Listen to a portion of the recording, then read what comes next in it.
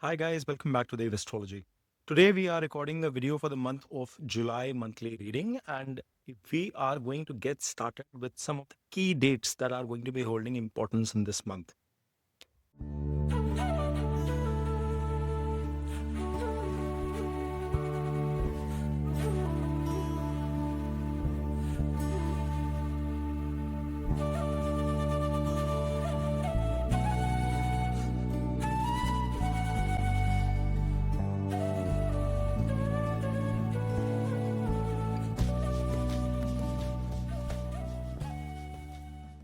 As you guys can see on your screen here, you have Sun in the sign of Gemini, which is going to be placed here for the first half of the month in July, and then it will be moving into the sign of Cancer from July 16th onwards.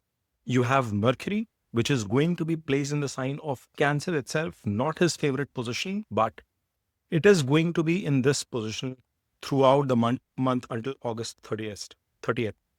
Now, important bit for you to notice that Mercury will be getting retrograde from July 17th onwards all the way till August 11th, which means for the case of July, you can anticipate Mercury going retrograde for the second half of the month. Then you have Venus, which is going to be placed in its own sign, in its own house in Taurus, and he is going to be there until July 25th. So majority of the month he is going there in its own sign, and then it's going to move forward into the sign of Gemini from July 26th onwards. Mars continues its placement in the sign of Leo, where it is conjunct with Ketu. But at the last part of the month, from July 28th onwards, it will be moving into the sign of Virgo of Mercury. Now you have Jupiter, which has also been in the sign of Gemini, and it is going to be in Ardra Nakshatra from June 13th onwards. Now, important bit for you to notice that Saturn is going to be getting retrograded this month. It is in the sign of Pisces in Uttara Bhadrapada Nakshatra, and it will become retrograde from July 12th. You have Rahu in Pur Bhadrapada Nakshatra, which is ruled by Jupiter, and it is placed in the sign of Aquarius, while Ketu is in Uttara Falguni Nakshatra in the sign of Sun in Leo, and it will get into Purva Falguni Nakshatra of Venus from July 20th onwards, which means there will be tad bit a shift that we'll observe in the outcomes coming in from Ketu's perspective as well. Now, Geminis, as you guys can see on your screen here, you have Jupiter placed in first house itself, but it is currently combusted because Sun is in conjunction. Sun will move into the second house in the second half of your month. Venus is in your 12th. Saturn, I've shown it as retrograded because it will be retrograded in the second half of this month onwards. Rahu in your 9th. Ketu and Mars combining in conjunct in your third house. And then you have Mercury, which will also get retrograded later in this month and will remain all the way into the month of August retrograded for you, which is your Lagna Lord as well. And it becomes hyper crucial for you. Now, your Lagna Lord currently placed in the second house does indicate that you've been putting in a lot of time, effort, energy with respect to your family members, your near dear ones, in terms of the kind of diet you've been consuming, the kind of savings that you've been trying to build up as well for the last few days, but it may not have resulted to the kind of outcomes as you would desire, given the fact that Mercury is not in its friendliest of the positions. To make matters tad bit challenging for you, you will realize that Mercury, once it becomes retrograde, though its chase trouble increases, which means that there will be a high amount of energy, efforts that you might want to make into whatever activities you are doing for your health, for your mind, for your physical being, for your personality. But the outcomes of the same could be a little bit delayed. They might come in chunks, or they might come after a significant amount of delay as well. The reason I call that out is that with Mercury's retrogression, there will be a lot of hiccup, there will be a lot of challenges that could come with respect to decision making. You will have to be watchful on that front. He is not only your landlord, but also the lord of your fourth house, placed 11 places away to itself. So the movement of the fourth lord 11 places away to itself is a good one, but when it comes into retrogression, it will sort of try and give the impact of the previous house as well, where it means that there will be a lot of involvement of family affairs.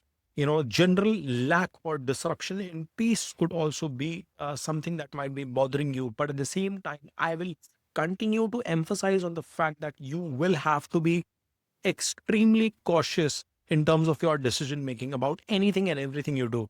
Your communication is something you have to look out for, because your communication itself could create ripples. It could create confusion within your family members, with your near dear ones. It will also be a period where you will find that Sun is currently sitting conjunct with Jupiter in your first house. Now, with Jupiter's combustion, somewhere or the other, your business side of things, your profession or career side of things could be seeing a diminishing or tad bit of a difficult effect right now. But the good part is that once Sun traverses out around 10th of or 11th of July, you will see that you will start shining again, brimming with confidence, with the kind of impact you are able to bring with your work, the kind of impact you are going to bring in your business relationships as well. Because Jupiter is your seventh lord, it will also impact your marital life. It will impact your relationships. And I would not be surprised if you could be doing something in conjunction, in partnership with your spouse or with your business partners that could be disruptive. But there could be little bumps that you could be facing at this point in time. Now, Sun being in the first house has also brimmed you with confidence. It has given you this self belief that focus towards doing everything right. He's moved 11 places away. It's the third lord into your Lagna, which means that you could be taking a lot of initiatives at this point in time. You could be literally having no time to sit. From one chore to the other, from one activity to the other, from one project to the other, this Sun's placement is going to be keeping you busy. But in the second half of the month, when Sun comes 12th to itself in the second house, I would want you to be practicing caution, because now Mercury would be retrograded and Sun's combination, though forming a Buddha-Aditya Yoga, but with a retrograded Lagna Lord or with a retrograded Rashi Lord, if you're watching this from a Gemini moon perspective, it can bring some degree of confusion in how you are articulating your thought process, especially to your near dear ones, to your family members. Now, Sun in the Lagna will also make you very regular in terms of your regimen. It will make you health conscious. It will trigger some right modalities in your life, and as to how you are working on the karma, how you are putting in your efforts. There could be a lot of energy that you would bring to the table. But the tricky part with Sun's movement into the second house is that there could be a dip, there could be a blip, there could be a diminished amount of energy. There could also be a possibility that you might lose the sting for a small period of time. Now, the good bit is that because Jupiter will come out of combustion from 10th and 11th of July onwards, if I have my dates correct, you will still continue to push forward with your karma. You will continue to. So he is kind of balancing out whatever challenges are coming in from Sun. This Jupiter is going to continue to balance out that for you. He's giving an aspect to your 5th, 7th, and 9th houses, which is good. I generally love the aspects of Jupiter, and it is very positive with respect to your creativity and with respect to your luck favoring you in general. Now, as we move ahead, what we find is that Mars is forming a very strong conjunction with Ketu, two malefics sitting in your third house. Not at all a bad deal, because I love when malefics are coming into difficult house placements. They tend to bring in a lot of heightened energy for the people. And in your case, Mars happens to be the lord of your 11th house and the lord of your 6th house in your third, which means in your day-to-day regimen, in your day-to-day efforts, you would be putting enormous amount of efforts all the way to the level of aggression. But at the same time, Ketu also kind of has this co-ownership of your 6th house. So you have this ability of overcoming your obstacles. You have this ability of overcoming your challenges, problems coming in day to day your life. You will be facing them, but you will still be fighting hard and overcoming them throughout the course of this month. Irrespective of Sun's movement, yes, there will be a lot of confidence in the first half of the month. In the second half, there could be dicey communication situations, but then you have Jupiter helping you out there, and Mars, remember, he is the lord of your house of gains. Your own efforts is what you will be making in terms of accomplishing your goals, accomplishing your targets, your desires. It is a fifth movement of Mars from there. Now, Mars sitting here is going to be giving an aspect to your 6th house, which is good because it forms a decent Shatru Hanta Yoga. Then he is giving an aspect into your 9th house and your 10th house. It again emphasizes the amount of push, amount of transformation that Gemini you are bringing right now. In the last part of this month, you will find that Mars will come to his natural house of debilitation in the 4th house in the sign of Virgo. Now, this is where Mars will be giving an aspect to your 7th house. in terms of your relationship, in terms of your collaboration, in terms of your partnership, to your 10th house, almost an exalted aspect from a Kalpurush chart perspective, and then also an aspect to his own house, 11th house as well, which means that your gains are not going to trickle down, they're not going to stop, but you will have to make sure that you are keeping your Martian energies in check.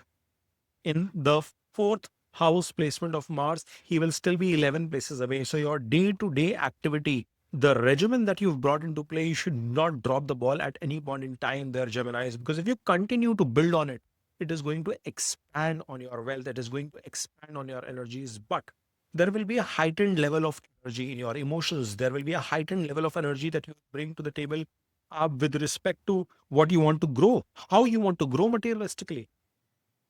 There could be some kind of a shift, some kind of new assets that you might purchase or you might acquire in the last part of the month. That is also a possibility. It could be a digital asset, it could be some engineering appliances that you might bring, you might want to furnish, or many of you could also embark upon making a financial decision towards purchase of a property or an asset. Now, this is where I would want you to be careful, because Mercury, though it is 11 places away from the fourth house, and Mars is going to bring that trigger in your life, Mercury is going to be retrograded. So the decision making has to be done in conjunction, in discussion with someone that you trust, or at least not till the first half of August. The reason I say is that even the guidance coming in your life, though Jupiter is there, he is going to bring that knowledge, that sense, that confidence. But your ninth Lord Saturn also would be getting retrograded. And thereby, I would advise you not to be jumping into any kind of decision making through the course of July. Now, as we continue further, we see that Ketu and Rahu are in your 3 and 9 axis. Of course, that there will be situations where you will feel introverted, restricted within yourself, but at the same time, Rahu's aspect to your Lagna, Rahu's aspect to your fifth house as well is going to expand on your creativity. You are going to take some risky decisions as well. Your risk appetite is going to increase through the course of this period, especially given the fact that Rahu is also anticipating a shift in its nakshatra. Now, I'd alluded earlier in the video before that Jupiter is in the nakshatra of Ardra, which is ruled by Rahu, and Rahu and Jupiter are in a nakshatra exchange at this point in time. Somewhere or the other, there will be a heightened level of risk appetite, lots of brewing ideas coming into play. But given that Jupiter was combusted, Rahu has been overpowering. The shift will come into play once Rahu gets into the nakshatra of Saturn. Now, important bit for you to notice that Saturn is a lord of your 8th and your 9th house, and he's sitting 3 places and 2 places away respectively in your 10th. Saturn coming into the 10th is a good sign, because it brings the ability for you to work hard. It brings the ability for you to fight through your challenges, overcome through your karma, and achieve the outcomes that you seek. He gives a third aspect to your 12th house, a seventh aspect, and then a 10th aspect to your seventh house, your house of business and marriage. But it gets retrograded there. Saturn's retrograded aspect to the seventh can become tricky. We will talk about the impact of retrograde of Saturn through the course of the series that I will launch, where I will release the videos next week. But it is important for you to understand that when your ninth lord is becoming retrograde, there's a lot of chase trouble. There is a lot of effort, insight that you will try to bring in, from your within. Remember, eighth lord is also getting that same amount of heightened energy. So there will be some level of suddenness, surprises, challenges that could come your way, but at the same time, you will leave no stone turned from your side, or at least you will have the ability, the support of the stars to make that impact.